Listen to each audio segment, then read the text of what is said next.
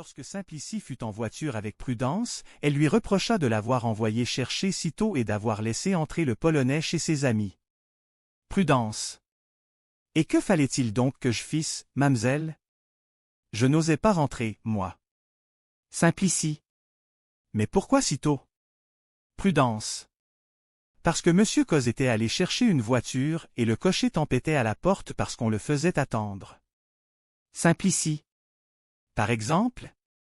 Celui qui nous a amenés à la pension d'innocents a attendu bien plus longtemps et il n'a rien dit.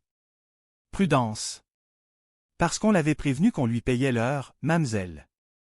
Simplicie. Et pourquoi Coz ne l'a-t-il pas dit à celui-ci? Prudence. Parce que, mamselle, quand on prend un cocher à l'heure, c'est plus cher que quand on le prend à la course. Simplicie. Qu'est-ce que ça fait? Prudence. Ça fait que monsieur votre papa m'a bien recommandé de ménager l'argent et que nous en avons terriblement dépensé jusqu'à présent. Simplicie. Ah bah? Nous ne dépenserons plus rien maintenant que nous sommes chez ma tante. Prudence. Pardon, mamselle, votre papa m'a ordonné de payer la moitié de la dépense chez madame votre tante, qui n'est pas assez riche pour nous garder sans rien payer. Simplicie. C'est tout de même ennuyeux. Ce Polonais est ridicule, ces demoiselles se sont moquées de lui, et de moi aussi bien certainement. Prudence. Et que vous importe que ces Péronnelles se rient de vous? Est-ce que je m'en tourmente, moi? Est-ce que nous avons besoin d'elles? Est-ce que ça m'amuse d'y aller? Pendant qu'on se moquait de vous au salon, les domestiques riaient de moi et du pauvre Coz à l'antichambre. Simplicie. Que t'ont-ils dit? De quoi se sont-ils moqués?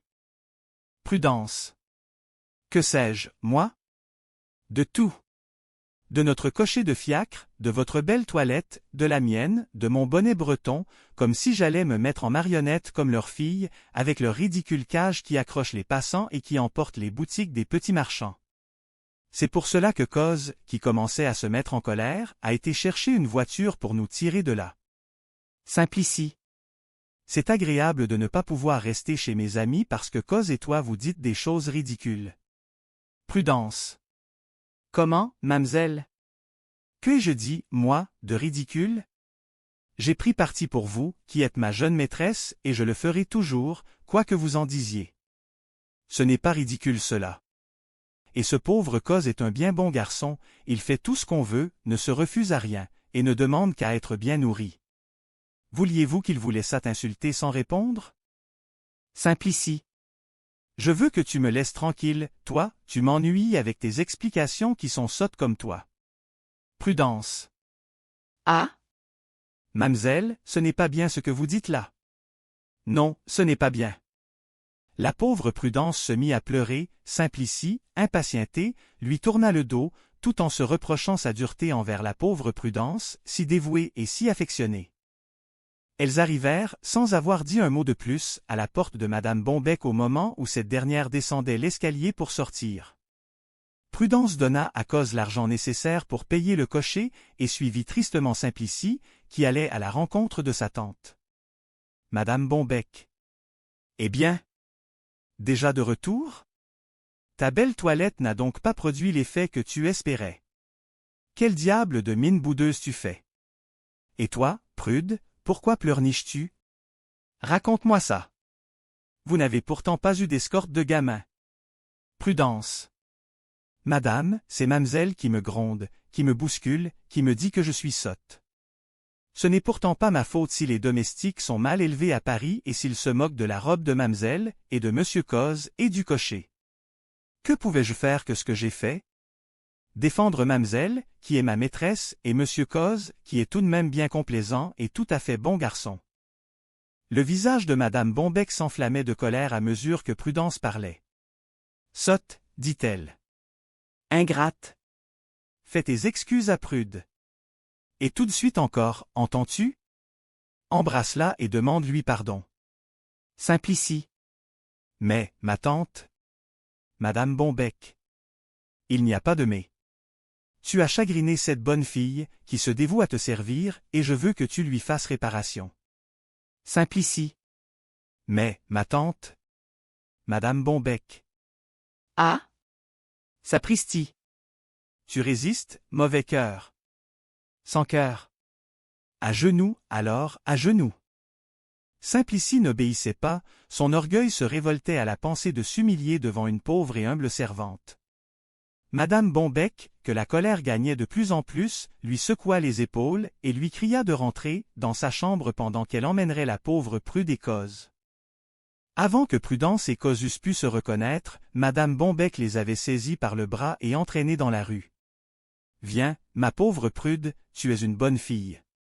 Tu vas venir avec moi acheter 2 robes raisonnables à Simplette, qui est une sotte et une ingrate, puis un chapeau et une casaque pour compléter sa toilette. Coz, mon ami, tu vas avoir la complaisance de nous accompagner pour porter nos emplettes. » Coz salua et suivit, pendant que Prudence, plus embarrassée de la bonté de Madame Bombec que de ses colères, l'accompagnait avec tremblement, mais sans résistance. Simplicie, suffoquée de honte et de colère d'avoir été traitée si brutalement devant témoins, s'empressa de rentrer dans sa chambre, se jeta sur son lit et se mit à sangloter avec violence. « Suis-je malheureuse, se dit-elle, de m'être mise dans les mains de cette méchante femme? Papa n'aurait pas dû m'envoyer chez elle. Si j'avais pu deviner tout ce qui m'arrive depuis mon départ. Je n'aurais pas écouté Innocent et je n'aurais pas demandé à venir à Paris. C'est que je ne m'amuse, pas du tout. Je m'ennuie à périr. Je suis mal logé, l'appartement est si petit qu'on y étouffe, perché au 5e étage, je n'ai rien pour m'amuser, j'ai une peur horrible de ma tante. Mon Dieu! Mon Dieu! Que je suis malheureuse! Et cette sotte Prudence qui va se plaindre à ma tante.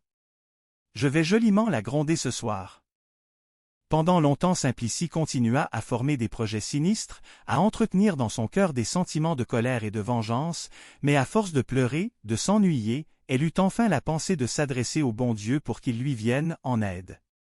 Dieu exauça en amollissant son cœur et en lui ouvrant les yeux sur ses propres torts, elle comprit qu'elle avait été dure et injuste pour la pauvre Prudence, qui avait montré au contraire une patience et une bonté touchantes, qu'elle était injuste aussi pour le Polonais, qui était complaisant et serviable. Sa colère se calma, elle conserva seulement de la rancune contre sa tante, qui la traitait avec une rudesse à laquelle ses parents ne l'avaient pas habituée, et elle se mit à écrire à sa mère pour lui demander, non pas encore de la faire revenir près d'elle, mais seulement de ne pas la laisser trop longtemps à Paris. « Je commence déjà à m'y ennuyer quelquefois, » écrivait-elle. « Ma tante est sans cesse en colère, je ne sais comment faire pour la mettre de bonne humeur, elle veut que je rie toujours, et j'ai plus souvent envie de pleurer que de rire. Mais bientôt je m'amuserai beaucoup, parce que mesdemoiselles de Roubier m'ont engagé à aller chez elles le soir, et que j'irai faire des visites à toutes ces demoiselles de la campagne. J'espère que nous irons au spectacle et aux promenades. Je vous écrirai, tout cela, ma chère maman, etc. » Pendant qu'elle se consolait en écrivant, Madame Bombec lui achetait une robe de mérinos bleu foncé et une autre à fond marron avec pois bleu, un chapeau marron et bleu orné d'un simple ruban et un manteau paletot de drap noir. Elle rentra dans le salon et y fit déposer le paquet que Coz avait porté. « Allez me chercher Simplette, dit-elle à Prudence. »« Votre tante vous demande, mamselle, dit Prudence en entrant. »« Simplicie. »« Je ne veux pas y aller, pour qu'elle recommence à me secouer. J'aime mieux rester avec toi. »« Prudence. »« Oh. »« Mamselle, je vous en supplie, allez-y, Madame Bombec n'est guère patiente, vous savez. » Si elle allait se mettre en colère. Simplicie. D'abord, si elle me bat, je me sauverai avec toi. Prudence. Et où irions-nous, mamselle? Simplicie. Nous irions au chemin de fer et nous retournerions à Gargillier. Décidément, je m'ennuie chez ma tante et à Paris. Prudence. Est-ce que vous savez si vous vous y ennuierez? Nous n'y sommes que depuis 3 jours. La sonnette s'agita avec violence. « C'est votre tante, mamselle. »« C'est votre tante » s'écria Prudence avec terreur. « Allez-y, elle vous battrait. » Simplicie, qui partageait la frayeur de Prudence et qui devait se soumettre aux exigences de sa tante, se rendit enfin à son appel et la trouva avec un commencement de colère. « Qu'est-ce qui te prend donc de ne pas venir quand je t'appelle? Je n'aime pas à attendre, moi. Tiens, voici 2 robes, un chapeau et un manteau raisonnable, tu ne sortiras pas sans qu'une des robes soit faite, travaille-les avec prudence, Croque-Mitaine t'aidera quand elle pourra. Emporte ça, et à dîner ne m'apporte pas un air grognon, je n'aime pas cela. Tu as vu que je sais me servir de mes mains et de mes pieds, ne me fais pas recommencer une seconde fois, je te secouerai plus fort que la première. Simplicie ne répondit pas, prit le paquet et le porta dans sa chambre. Simplicie. Ma tante veut que nous fassions les robes nous-mêmes, elle dit que je ne sortirai que lorsqu'il y en aura une de faite. Prudence. Soyez tranquille, mamselle, je vais bien me dépêcher, quand je devrais veiller un peu, vous l'aurez après-demain. Simplicie. Il ne faut pas que tu te fatigues par trop, Prudence. Je t'aiderai de mon mieux. Prudence. Bien, bien, mamselle, vous m'aiderez si vous voulez, ça n'en marchera que mieux. Je vais me mettre tout de suite à en tailler une. Laquelle voulez-vous avoir la première, mamselle? Simplicie. C'est la pois bleue, elle me plaît beaucoup. Prudence prit la pièce marron et bleue, et commença par tailler la jupe pour donner à Simplicie une occupation facile. Leur journée s'acheva paisiblement, Madame Bombec semblait avoir oublié sa colère et le reste, les yeux seuls de Simplicie en témoignaient. 2 jours après, Simplicie eut sa robe. Prudence avait passé presque toute la nuit à la terminer, et le lendemain elle eut à supporter une bonne gronderie de Madame Bombec, qui ne voulait pas qu'on veillât à cause de la chandelle ou de l'huile qu'on brûlait. Simplicie, qui s'était ennuyée pendant 2 jours et qui avait plus d'une fois regretté ses parents à la campagne, fut enchantée de s'habiller pour aller voir Innocent à la pension. Cette fois elle n'alla pas en voiture, elle ne s'arrêta pas à toutes les boutiques, et Coz, qui les accompagnait, n'eut pas à faire taire des gamins ni à dissiper des attroupements. Ils arrivèrent sans aventure à la pension et demandèrent Innocent, on les fit entrer au parloir, et ils attendirent. Pendant que ces dames attendent, nous allons raconter comment Innocent avait passé ses premiers jours avec ses nouveaux camarades. Quand le maître de pension ramena Innocent dans la cour où jouaient les élèves, il les appela tous. « Messieurs, leur dit-il, je vous recommande de l'indulgence et de la charité envers ce nouveau camarade que je vous amène, vous l'avez déjà bousculé et maltraité. Je ne veux pas ces plaisanteries brutales qui nuisent à la bonne renommée de ma maison. » « Nous n'avons rien fait, monsieur, nous avons joué entre nous, » s'écrièrent les élèves. « Ce n'est pas vrai, dit Innocent, vous m'avez tiré ma redingote, vous m'avez jeté à terre, vous avez enfermé Prudence, Simplicie et le Polonais dans la cour. »« Tu mens, dit un grand élève, ce n'est pas nous qui avons fait cela. » Innocent. « C'est vous tous, et vous qui parlez, vous avez dit que vous étiez le délégué du maître. » Le maître. Ah? C'est donc vous, monsieur Léon, qui vous êtes rendu coupable de ce manque de respect, de cette haute inconvenance envers ma maison et les personnes qui m'avaient amené un élève? Léon? Non, monsieur, il ment, ce n'est pas moi. Innocent. C'est vous, je vous reconnais bien, et quand Prudence, Simplicie et le Polonais viendront me voir, ils vous reconnaîtront bien aussi. Le maître. Monsieur Léon, je vois à votre mine que vous êtes coupable, et l'accent de ce jeune homme est l'accent de la vérité. Léon? Mais, monsieur? Le maître. Je dis que c'est vous et que vous serez privé de sortie dimanche prochain. Léon? Mais, monsieur? Le maître. J'ai dit vous ne sortirez pas. Le maître se retira, laissant Innocent en proie aux vengeances de ses ennemis. Rapporteur, Capon, dit Léon en lui allongeant un coup de poing sur l'épaule. Méchant. Langue de pie, dit un autre élève en lui tirant les cheveux. Mouchard. Crièrent les autres en lui tirant les oreilles, les cheveux, en lui assénant des coups de pied, des coups de poing. Aïe, aïe, au secours. Ils me battent, ils m'arrachent les cheveux, ils me griffent, criait Innocent en se débattant. Le maître d'études, habitué à ces cris et à ces combats dans cette pension mal tenue et mal composée, n'y fit aucune attention, jusqu'à ce que les cris furent devenus aigus et violents. Il marcha alors vers le groupe, se fit jour jusqu'à Innocent qu'il dégagea des mains et des pieds de ses ennemis. Il le retira échevelé et sanglotant. C'est une honte, messieurs.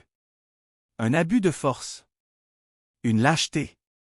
Tomber 50 à la fois sur un innocent, maigre, faible et incapable de se défendre.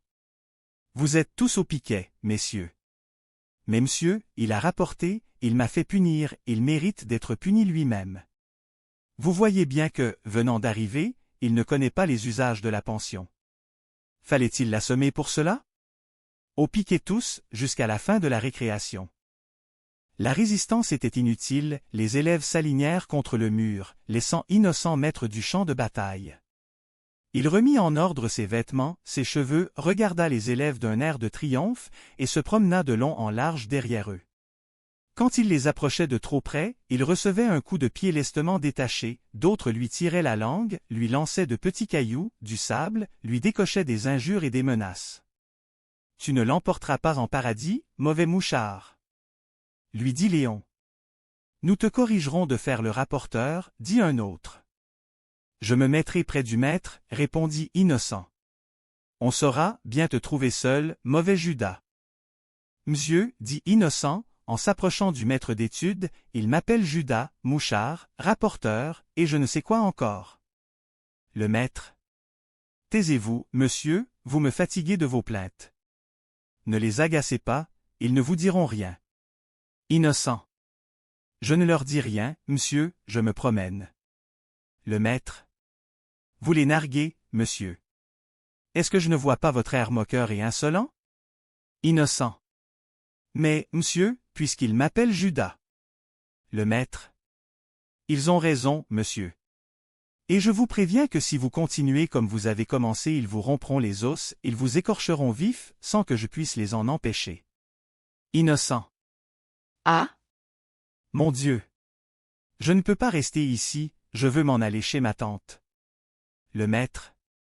Il n'y a plus de tante pour vous, monsieur, vous êtes ici, vous y resterez, nous répondons de votre personne, et personne n'a le droit de venir vous reprendre. Innocent.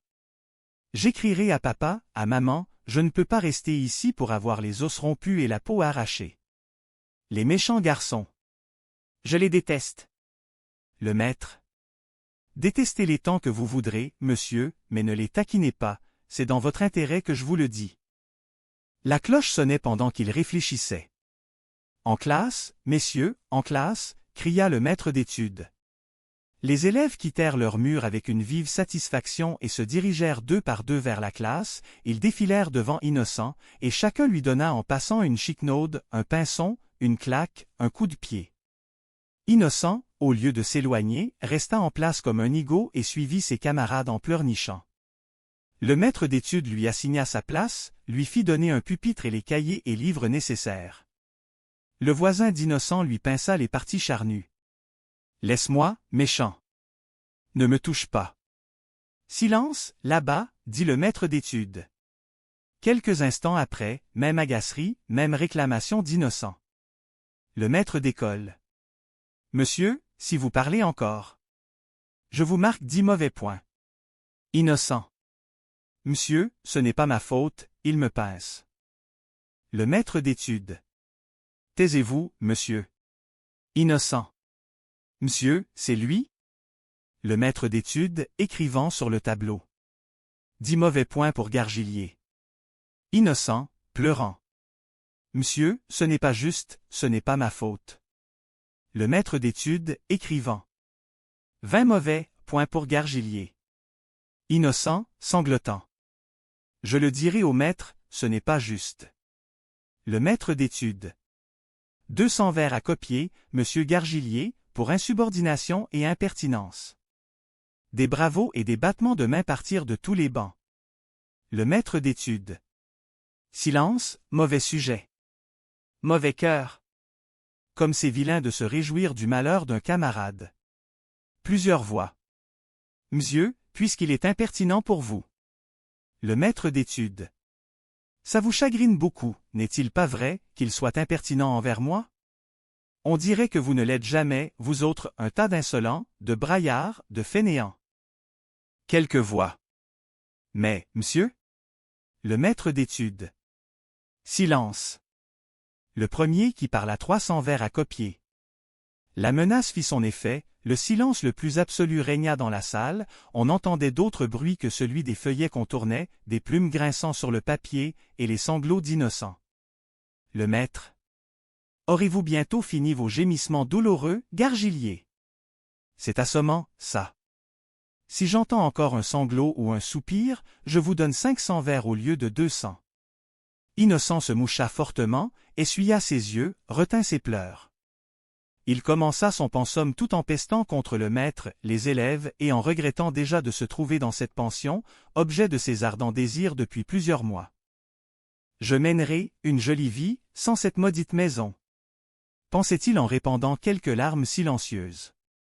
De méchants camarades, des maîtres injustes et cruels. On me gronde, ou me punit à tort, et l'on ne veut pas me laisser parler pour me justifier. Si j'avais su que la pension fût si désagréable, je n'aurais jamais demandé à y entrer. Les voisins d'Innocent, satisfaits de le voir puni, ne le tourmentèrent plus et le laissèrent tranquillement achever ses 200 vers, ce qui fut facile, n'ayant pas de devoir à faire de la classe précédente, il employa les 2 heures d'étude à faire son pensum. Quand la cloche sonna la classe, Innocent présenta son cahier au maître d'études, qui l'examina, et le trouva bien. « C'est bien, monsieur. Je vous marque 10 bons points. »« Merci, monsieur, vous êtes bien bon, » répondit Innocent enchanté. Le maître d'études, qui n'était pas habitué aux politesses et aux compliments de ses élèves, parut très satisfait, et, sans en rien dire, effaça les 20 mauvais points qu'il avait marqués précédemment.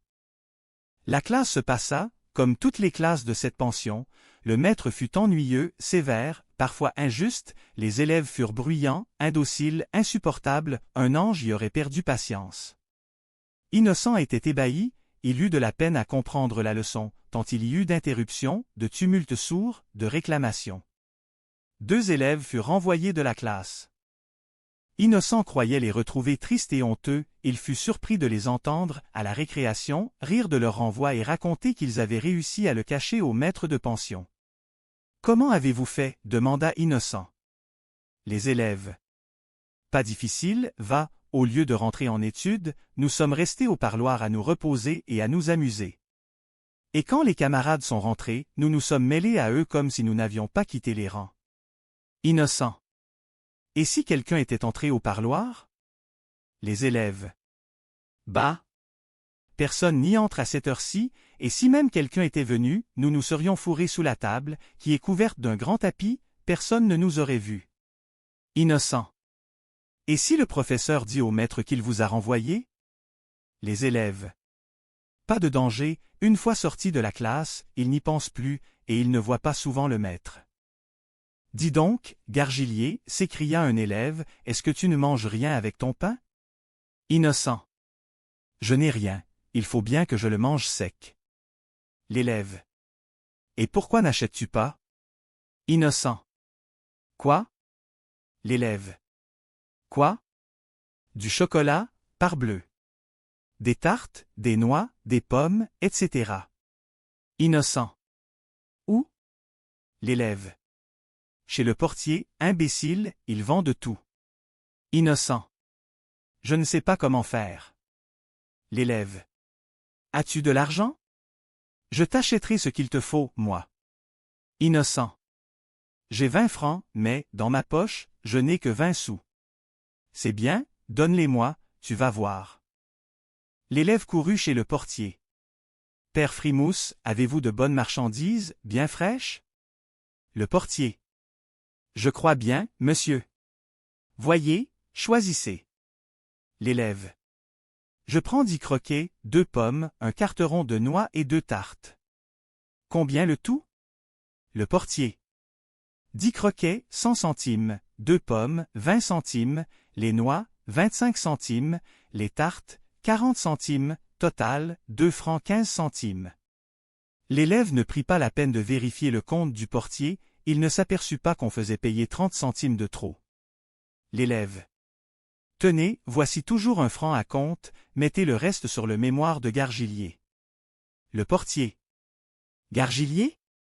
Connais pas. Je ne fais pas crédit à l'inconnu. L'élève. C'est le nouvel élève arrivé ce matin, son père est immensément riche, il donne au fils tout ce qu'il veut, il n'y a pas de danger que vous perdiez avec lui. Le portier. C'est possible. Mais, tout de même, je ne serais pas fâché d'avoir mon argent, si demain je ne suis pas payé, je fais du bruit. L'élève. Vous serez payé demain, c'est moi qui vous le dis. Le portier. Avec ça que vous êtes de bonne paye, vous qui n'avez jamais un sou. C'est toujours les autres qui paient pour vous. L'élève. Qu'est-ce que ça vous fait, puisque, au total, vous n'y perdez jamais rien? Je fais aller votre commerce, moi. Le portier. Et vous vous nourrissez bien, aussi. Voilà que vous avez mangé la moitié des provisions de votre protégé. Comment l'appelez-vous, ce brave garçon? L'élève. Gargilier. Une bonne pratique, allez. Bête comme il n'y en a pas, mais comme on n'en voit pas, un vrai Jocrisse. Le portier. Bien, bien, on en fera son profit, merci, monsieur. Tout de même ne mangez pas tout. L'élève partit en courant et remit aux mains impatientes d'Innocent 5 croquets, une pomme, 10 noix et une tarte. L'élève. Tiens, Gargilier, tu vas te régaler, j'en ai pris beaucoup, tu en auras pour 2 ou 3 jours, alors tu me redois 1,15 franc que j'ai payé pour toi. Innocent. Comme c'est cher. 2,15 francs pour si peu de choses. L'élève. Tu appelles ça peu de choses, toi? 5 beaux croquets. Innocent. Pas déjà si beau, et sec comme des pendus. L'élève. Une pomme magnifique? Innocent. Petit et ridé, tu appelles cela magnifique? L'élève. 10 noix, une tarte excellente. Innocent goûta la tarte et dit, en faisant la grimace. La cuisinière de maman en faisait de meilleures, ça sent le rance et la poussière. L'élève.